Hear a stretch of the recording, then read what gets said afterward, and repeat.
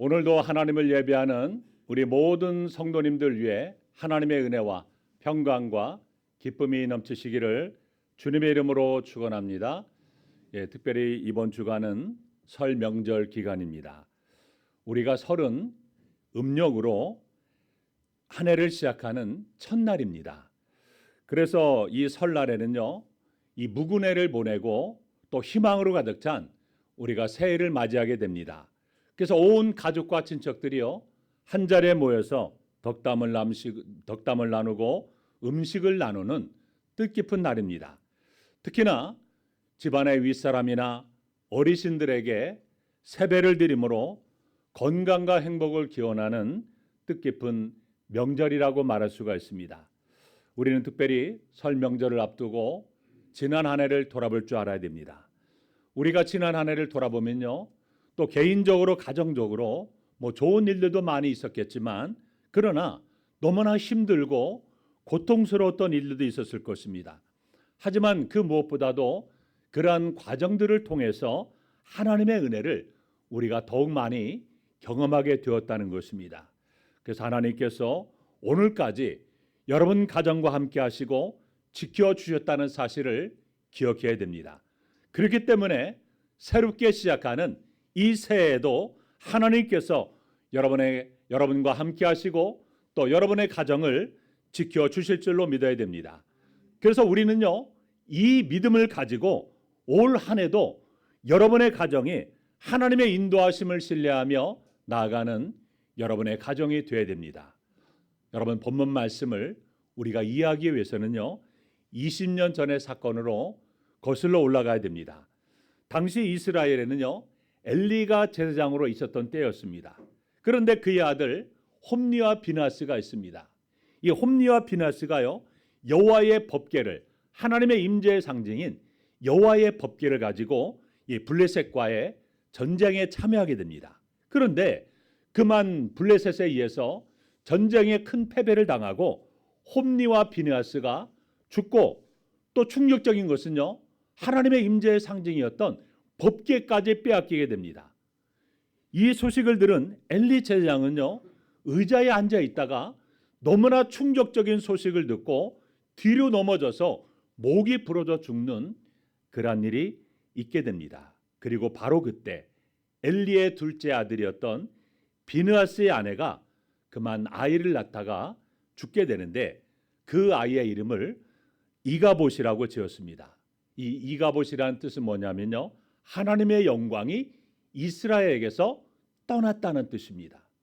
여러분, 이것은요, 단순히 엘리 제사장 한 가문에만 임한 재앙이 아니라 온 이스라엘 전체를 향한 하나님의 시선이고, 그리고 그들의 영적 상태를 보여주는 부분이라고 말할 수가 있는 것입니다.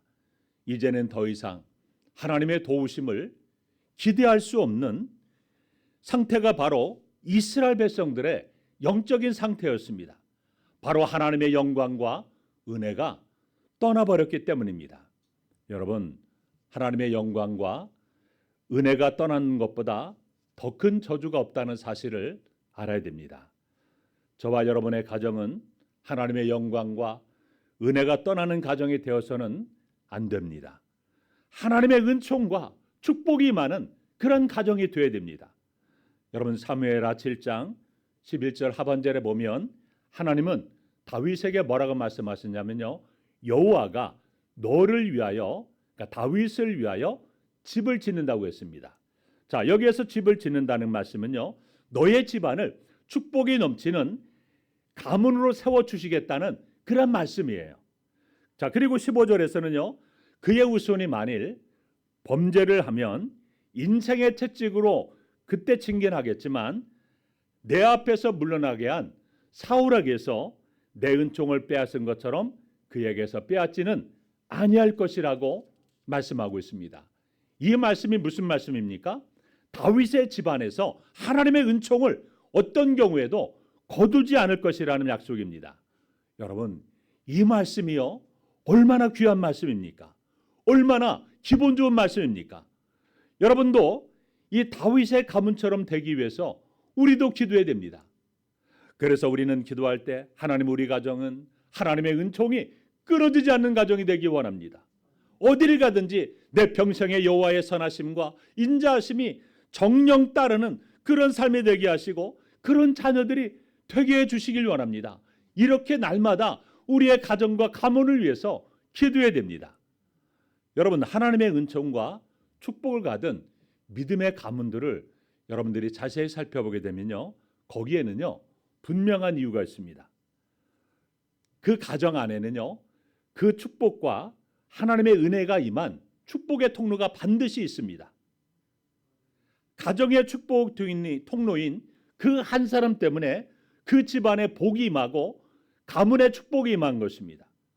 여러분, 다윗의 가문이 계속해서 은혜를 받고 복을 받았던 이유가 무엇일까요? 다윗이라고 하는 하나님을 사랑하고 온 마음으로 섬기는 그 축복의 통로가 그 집안에 있었기 때문입니다. 여러분, 아브라함의 자손들이 복을 받았던 이유가 무엇일까요? 아브라함이라는 믿음의 조상이 있었기 때문에 그런 복을 받은 것입니다. 여러분, 예레미야 35장을 보면 네갑의 아들 요나답이 나옵니다. 그런데 이 요나답이요 하나님을 잘 경외함으로 그의 자녀들이 무려 600년 동안이나 하나님의 복을 받고 주의 인자가 떠나지 않았다고 했습니다. 또 하나님께서 그 자손들의 방패가 되어주고요 피난처가 되어주고 전쟁에서도 보호를 받았습니다. 자, 이렇게 하나님을 잘 섬기며 대대로 복을 받는 그 집안을 보면요, 그 집안에 누군가 축복의 역사를 일으킨 축복의 통로가 있습니다. 여러분에게 질문하겠습니다. 여러분의 집안에 여러분이 축복의 통로가 되시기 바랍니다. 반드시 축복의 통로가 되어야 됩니다. 여러분, 집안에 축복의 통로가 있어야만 그 가정이 살고요 가문이 사는 겁니다. 여러분, 우리가 알아야 할 사실은요, 하나님을 떠난 가정은요 그 가정의 영향은 그 가정으로 끝나지 않는다는 사실을 알아야 됩니다. 한 가정은요 그 시대 사회에서는 물론 그 이후에도 계속해서 영향을 줍니다. 그래서 미국의 한 사회학자가요 마틴 캐리커크라고 하는 주정뱅이 이 떠돌이의 자손에 대해서 조사한 적이 있습니다. 이 캐리커크의 부인도요 비슷한 사람이었는데요, 이 조사가 진행된 것은 1920년 무렵이었어요. 그리고 캐리커크가 살고 있었던 것은요 1770년 무렵이었습니다. 그래서 그 150년 동안이나 마틴 캐리커크의 자손은요 모두가 한 480여 명이었습니다. 그래서 조사를 해보니까요 그 중에 143명이 정신박약아였고요 36명은 사생아, 또 24명은 알코올 중독자, 3명은 간질병 환자, 82명은 어려서 일찍 죽고요 3명은 살인죄로 처형을 당했습니다. 여러분, 주석가인 윌리엄 바클레이는 이런 말을 했습니다. 사람은 아직 태어나지 않은 자자손손에 대해서 유산을 남기고 있는 것이란 사실을 언제나 생각하고 있어야 한다는 중요한 말을 했습니다. 자, 그러면서 그 유산은 아들에게서 손자에게로 이어지는 오점을 남길 수 있는가 하면 후대에 이르기까지 좋은 자극이 되는 아름다운 점을 남길 수도 있는 것이라고 말했습니다. 자, 그러면서 그는 말하기를 누구나 자손을 뛰어넘어 다시 영원한 세계로 눈을 돌려야 한다라고 말했습니다. 그렇게 해야만 우리는 인생을 올바른 저울로 달 수 있을 것이라고 아주 중요한 말을 했습니다. 여러분, 오늘 본문에 보면요, 더 이상 하나님의 도우심을 전혀 기대할 수 없는 그런 상태가 되어버린 그런 이스라엘을 하나님은요 버리지 않으셨습니다. 하나님은 여전히 이스라엘을 지키시고 계셨고요 이스라엘을 떠나지 않으셨습니다. 블레셋에게 하나님의 임재의 상징이었던 그 중요한 법궤를 빼앗겼지만 그 법궤가요 막 블레셋 전역을 막 다니면서요 막 하나님의 살아계심을 막 보여주고 막 능력이 나타나는 겁니다. 그래서 여호와의 법궤가 블레셋 땅에서 막 이리저리 옮겨질 때마다 블레셋 땅이요 엄청난 피해를 입게 됩니다.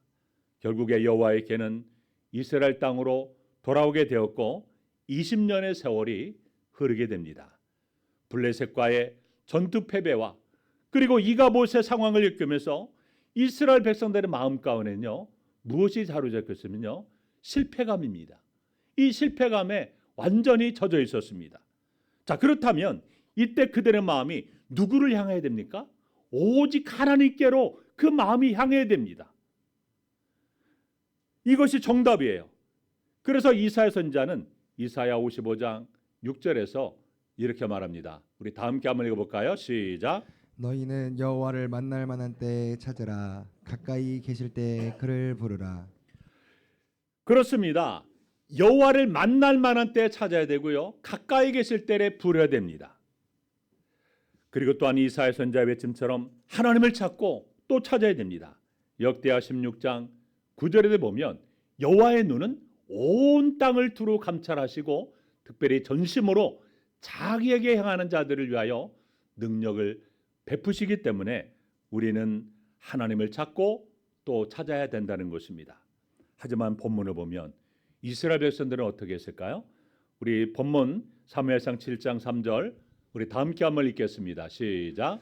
사무엘이 이스라엘 온 족속에게 말하여 이르되 만일 너희가 전심으로 여호와께 돌아오려거든 이방 신들과 아스타롯을 너희 중에서 제거하고 너희 마음을 여호와께로 향하여 그만을 섬기라. 그리하면 너희를 블레셋 사람의 손에서 건져내시리라. 여러분 사무엘 선지자는요 이스라엘 백성들을 향해서 이방 신들과 아스다롯을 제거하고 마음을 여호와께로 향하여 하나님만을 섬기라고 그렇게 촉구했습니다. 하나님을 향한 온전한 마음을 가질 것을 촉구했던 것입니다. 결국에 이스라엘 백성들은요 이 사무엘 선지자의 말씀을 듣고 이방 신들을 제거하고 여호와만을 섬기게 되었습니다. 그리고 그들이 어떻게 합니까? 미스바에 모여서요 회개를 하기 시작합니다. 미스바에 모인 이스라엘 백성들이 물을 길어서 여호와 앞에 붓고 종일 금식하며 사무엘상 7장 6절에 보면 우리가 여호와 앞에 범죄하였나이다. 이렇게 회개 운동이 시작되게 됩니다. 여러분의 가정도 여러분 새해를 열고 설날을 맞이하여 새로운 다짐, 뭔가 새로운 계획, 새로운 목표를 가지고 나아가야 됩니다. 지금 이스라엘 백성들도요 하나님 앞에 회개 운동을 하면서 이제는 하나님만 섬기겠노라고 다짐하라고 에베네셀의 하나님을 온 마음을 다해서 고백하고 있는 것입니다. 그런데 여러분 무엇보다도 우리의 모든 가정에 가장 중요한 것이 무엇일까요? 사무엘상 7장 4절에 보면요 여호와만 섬기니라. 이것이 가장 중요합니다. 우리의 가정에 가장 중요한 것이 무엇이라고요? 여호와만 섬기는 겁니다. 다른 게 중요한 게 아니에요. 아무리 여러분 돈이 많아도 권력이 있다 하더라도 하나님을 그 마음에 하나님이 없다면 하나님을 섬기지 않는다면 그것이 무슨 소용이 있겠습니까? 오직 여호와만 섬기는 그런 가정이 가장 중요한 것입니다. 그렇다면 오늘 본문의 말씀을 통해서 여러분 우리에게 하나님께서 어떤 교훈을 주십니까? 우리가 오직 섬겨야 할 분은 오직 한 분 하나님이시라고 말씀하고 있습니다. 첫째로 우리는 하나님께서는 우리가 날마다 영적으로 깨어있기를 원하십니다. 여러분 우리가 사사시대라고 하면 하나의 중요한 특징이 있습니다. 우리 사사기 21장 우리 25절 함께 읽겠습니다. 시작.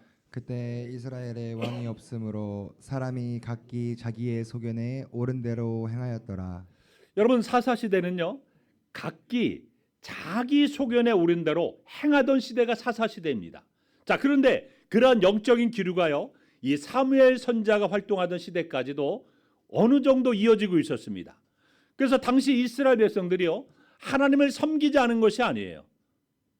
당시 이스라엘 백성들은요 사무엘상 7장 2절 말씀을 보면 이스라엘 온 족속이 여호와를 사모하니라고 말씀하고 있습니다. 그런데 문제는요 하나님도 적당히 사모하고 이방신도 섬긴 겁니다. 그러니까 한 발로는요 하나님을 섬기고 한쪽 발로는 이방신을 섬긴 거예요. 두 마음을 가지고 그들이 살았던 것입니다. 그래서 자기의 소견에 오른 대로 신앙을 유지하며 그렇게 살고 있었습니다. 바로 사무엘 선지자는 그 죄악의 잘못된 모습을 지적했고 여호와만 섬길 것을 촉구했던 것입니다. 자, 그렇다면 왜 우리가 여호와 하나님만을 섬겨야 될까요? 여호와 하나님만을 섬길 때 하나님께서 여러분의 가정에 함께 하시기 때문입니다. 여러분, 우리가 신앙에서 가장 중요한 것은요, 하나님과의 관계 회복입니다. 하나님과의 관계 회복이야말로 하나님께서 여러분 가정과 함께 하시는 가장 중요한 열쇠라는 것을 알아야 됩니다. 여러분, 우리가 2025년 새해를 시작한 지가 4주가 지났습니다. 얼마 되지 않았는데요. 우리는 또 앞으로 12월 31일까지 많은 기간을 걸어보지 않은 길을, 새로운 길을 우리는 걸어가야 됩니다. 우리 앞에 어떤 길이 펼쳐질지 우리는 모르기 때문에 사람들은 두려워하는 겁니다. 왜? 가보지 않았기 때문에. 한번 가봤다 하면 사람들은 별로 두려워하지 않습니다. 하지만 그 길 가운데 하나님이 우리와 함께 하신다면 우리는 결코 두려워하지 않을 것입니다. 시편 23편 4절에서 다윗은 이렇게 고백했습니다. 함께 했습니다. 시작.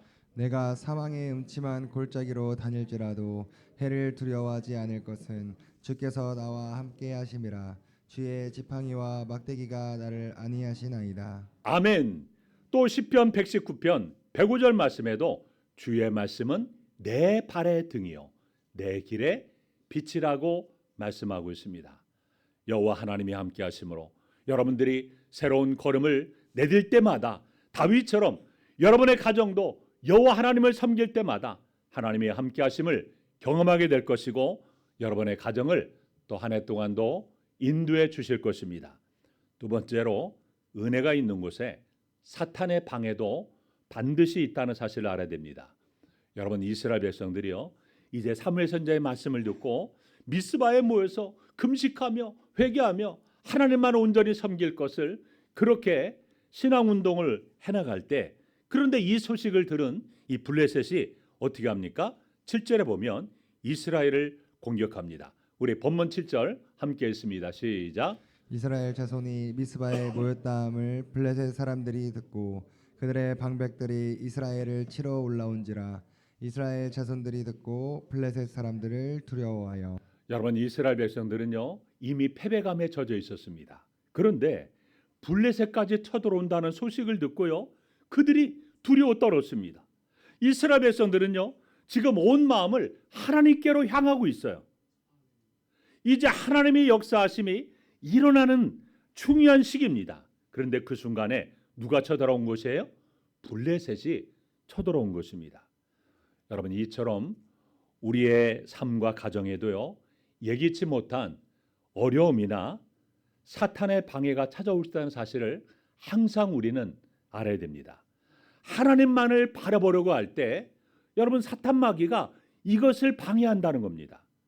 여러분, 누가복음 4장을 보면 사탄 마귀가 예수님께 찾아와서 예수님을 시험하는 그러한 장면이 나옵니다. 자, 그런데 여기에서 중요한 것이 뭐냐면요 예수님께서 시험을 받으시는 그 상황이 어떤 상황이었는 겁니다. 1절에 보면 성령의 충만함을 예수님께서 입었을 때 예수님께서 광야에서 40일을 금식기도한 상황이었습니다. 그때 마귀가 찾아와서 예수님을 시험했습니다. 무슨 얘기입니까? 은혜가 있는 곳에 뭐가 있다? 마귀가 있다는 사실을 알아야 됩니다. 그래서 유진 피터스 목사님은 이 장면을요 이렇게 설명했습니다. 마귀가 광야에서 대기하고 있다가 예수님을 시험했다라고 해석했습니다. 여러분, 이 마귀의 역사는요 때와 장소와 사람을 가리지 않습니다. 어두운 뒷골목에 마치 후미진 곳에서만 마귀가 역사하는 것이 아닙니다. 어두운 곳에서도 어느 곳에서나 대기하고 있습니다.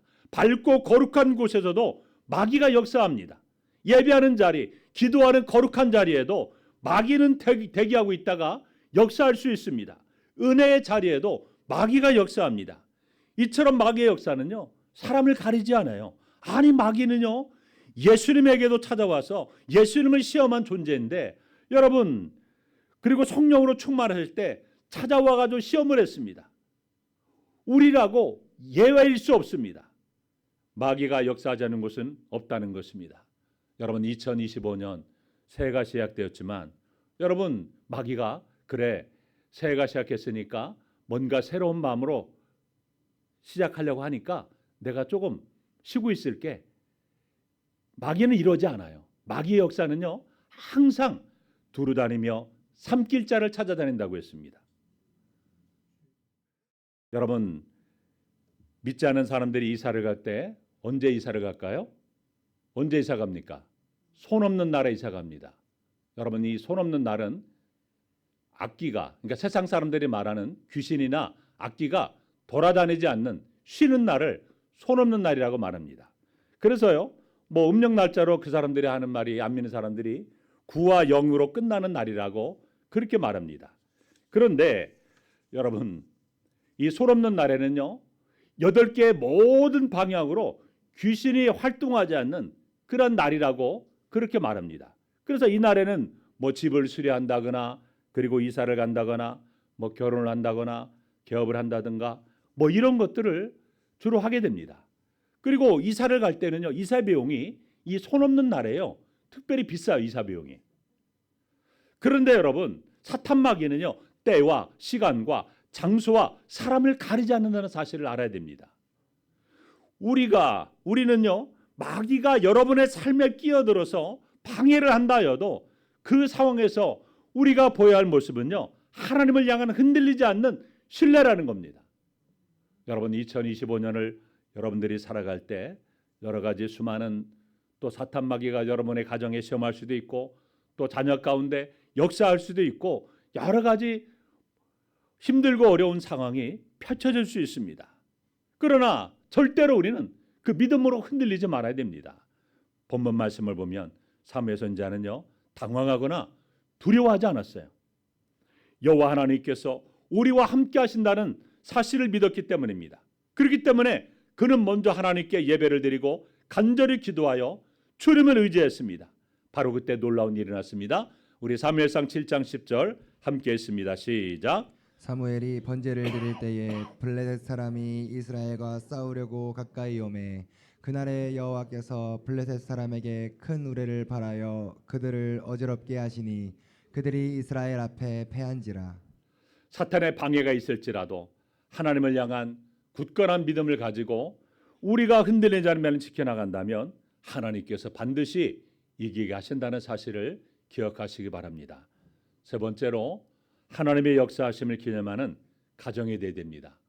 여러분, 하나님께서 친히 이 블레셋 군대를 물리치는 것을 본 이스라엘 백성들이요, 놀라운 하나님의 은혜를 경험하게 되었습니다. 그때 사무엘 선지자가요, 하나님의 역사를 경험한 그곳에서 돌을 세우게 됩니다. 그리고 에베네셀이라고 불렀습니다. 이것은요, 도움의 돌이라는 뜻입니다. 여기 여호와께서 여기까지 우리를 도우셨다, 이런 고백을 담고 있습니다. 그래서 사무엘 선지자는 이 에베네셀을요, 미스바와 센 사이에 세웠다고 했습니다. 미스바는요, 망보다, 지켜보다, 뭐 이런 의미고요. 센은요, 거칠다, 뾰족하다, 날카롭다, 이런 의미입니다. 그러니까 돌을 이 미스바와 센 사이에 세웠다는 것은요, 거칠고 이 뾰족한 인생을 하나님께서 늘 지켜보신다는 것이고 도우신다는 의미를 이스라엘 백성들이 깨닫기를 바라는 사무엘 선지자의 마음이었던 것입니다. 즉 미스바와 센 사이에 돌을 세움으로 인해서 하나님의 일하심을 영원히 기념하라는 것이었습니다. 여러분, 야곱도 마찬가지입니다. 꿈에서 사닥다리 가운데 하나님의 사자들이 오르락 내리락 하는 것을 보고 하나님의 음성을 듣고 그곳을 베델이라고 불렀습니다. 여러분의 가정 또한 하나님께서 여기까지 도우신 것을 셀 수 없을 정도로 경험하지 않았습니까? 우리도 사무엘 선지자처럼 하나님을 기념하는 것이 필요합니다. 여러분, 신앙이라고 하는 것은요, 하나님께서 내 삶 가운데서 일하셨음을 믿고 기념하는 것입니다. 하나님께서 여러분 가정을 지금까지 인도해 주셨듯이 앞으로도 인도해 주실 것이라는 믿음으로 하나님을 기념하는 것입니다. 올해 여러분 가정에 어떤 일이 펼쳐지는지는 우리는 아무도 모릅니다. 하지만 분명한 것은 모든 상황 가운데서 하나님은 여러분의 가정과 함께 할 것이고 도우시는 에베네셀 하나님으로 임하실 것입니다. 그러므로 여러분의 가정이 올려드려야 할 가장 중요한 고백, 그 고백이 무엇일까요? 오직 여호와만 섬기리라. 이 고백이 반드시 여러분의 가정에게 임해야 됩니다. 그래서 여호수아는요, 자신의 110년의 인생을 마무리하면서 이스라엘 백성들을 향해서 오직 하나님만을 섬기기로 단호하게 결단할 것을 그렇게 촉구했습니다. 만일 주변에 많은 사람들이 우상을 섬기는 쪽으로 간다 하여도 여호수아는 나와 내 집은 오직 여호와를 섬기겠노라고 그렇게 고백했던 것입니다. 여호수아의 말을 들은 이스라엘 백성들이 모두가 다 그 여호수아의 말에 감동을 받고 자신들도 오직 여호와를 하나님만 섬기겠다라고 다짐했습니다. 사랑하는 성도 여러분, 여러분도 이러한 멋진 신앙의 결단을 통해서 제대하지만은 새해가 되길 바랍니다. 여호와만 섬기리라. 올 한 해 이 고백을 하나님께 올려드림으로 하나님께서 한 해 동안도 여러분의 가정을 지키시고 인도하시는 귀한 복된 가정들 다 되시기를 주님의 이름으로 축원합니다. 기도하겠습니다. 하나님 아버지 감사합니다. 설 명절을 하나님 앞에 두고 오늘도 하나님 앞에 나와 예배할 수 있도록 인도하심을 감사를 드립니다.